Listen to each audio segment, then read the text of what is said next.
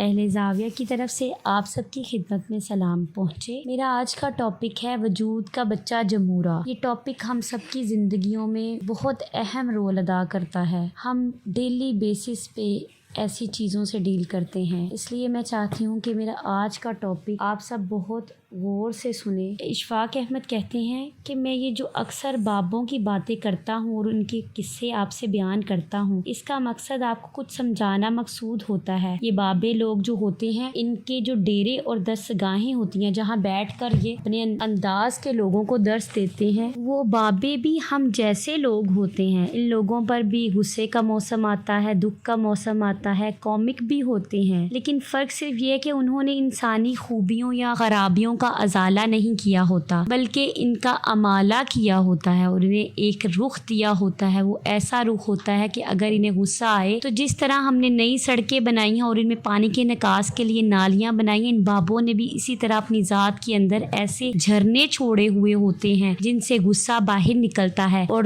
دکھ کا کسی طرح امالہ ممکن ہوتا ہے۔ ان ڈوروں پر ایسے معاملات بھی پیش آتے ہیں جیسے دنیا کی درسگاہوں میں اور اجتماعات پر آتے ہیں۔ اسی کے ساتھ وہ اپنے دو بابوں کی لڑائی کا قصہ بیان کرتے ہیں۔ اشفاق احمد کہتے ہیں کہ ایک مرتبہ بابا جلال اور بابا حیدر کے درمیان جھگڑا ہوا تو اس نے سنگین صورتحال اختیار کر لی۔ تندور سے روٹی نکالنے والی لمبی سی کھرپی بابا حیدر کے ہاتھ میں تھی، وہ گرم بھی ہوتی ہے۔ انہوں نے غصے میں وہ تندور سے باہر نکالی اور زور سے بابا جلال پر چلائی۔ وہ خوش قسمتی سے بچ تو گئے، لیکن انہوں نے بھی غصے میں آ کر روٹیاں زمین پر پھینک دی اور روتے ہوئے شکایت کی غرض سے بابا جی کے پاس آئے اور ساری بکتا سنائی۔ اب بابا جی نے اشفاق احمد کو کہا کہ جاؤ بابا حیدر کو بلا کر لاؤ۔ جب وہ بابا حیدر کو بلا لائے تو انہوں نے آ کر سلام کیا، لیکن حضرت صاحب سر جھکا کر بیٹھے رہے اور انہوں نے کوئی بات نہیں کی۔ تھوڑی دیر بعد اس نے پھر کہا، میں نے بھی کہا بابا جی بابا حیدر آ گئے ہیں۔ اس پر انہوں نے سر اٹھا کر اوپر دیکھا اور مجھ سے مخاطب ہوئے کہ تم کس کو لے آئے ہو؟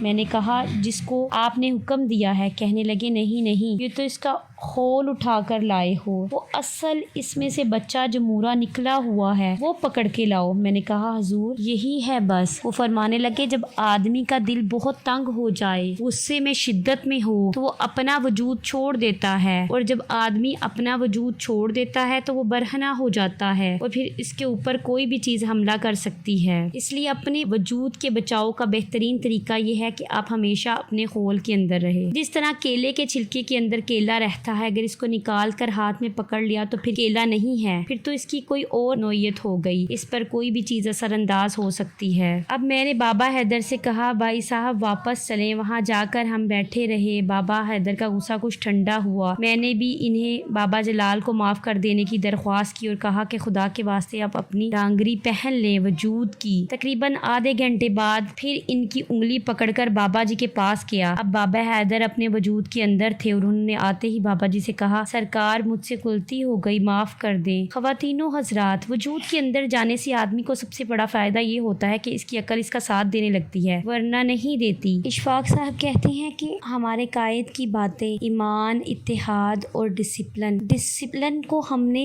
فضول بات سمجھ کے چھوڑ دیا ہے، اور ڈسپلن کی ذاتی اور اجتماعی زندگی میں شدت سے ضرورت ہے۔ ہم دوسری قوموں کے مقابلے میں ذرا اپنے خول سے جلدی باہر آ جاتے ہیں۔ بدقسمتی سے ہماری اس طرح کی ٹریننگ ہوئی ہی نہیں ہے۔ یہ ٹی وی کی بھی ذمہ داری تھی کہ وہ اپنا کردار ادا کرتا۔ ہمارے بابے جو ہیں وہ بہت شدت کے ساتھ اس بات کی تعلیم دیتے ہیں اور ان کا ڈسپلن سکھانے کا ایک اپنا ہی انداز ہوتا ہے۔ وہ جوتا اتارنے میں بھی ڈسپلن کو محلوز خاطر رکھتے ہیں۔ ڈیروں پر جوتے رکھنے کا ایک الگ انداز ہوتا ہے۔ جب وہاں سے باہر نکلتے ہیں تو حیرانی ہوتی ہے کہ کسی شخص نے سارے جوتے درست سمت میں سیٹ کیے ہوئے ہوتے ہیں۔ اس طرح کھانے میں ڈسپلن سکھایا جاتا ہے۔ اشفاق احمد کہتے ہیں کہ اگر ہم اپنے وجود کو قیدی کر لیں تو بڑی آسانیاں ہیں۔ آپ جو ہی وجود سے نکلیں گے مشکلات آئیں گی۔ آپ تجربہ کر کے دیکھیے گا۔ آج کل ہم دیکھتے ہیں کہ ہماری نوجوان نسل چھوٹی سی باتوں پر غصے میں آ کر طیش کا شکار ہو جاتی ہے اور وہ آپے سے باہر ہو جاتی ہے۔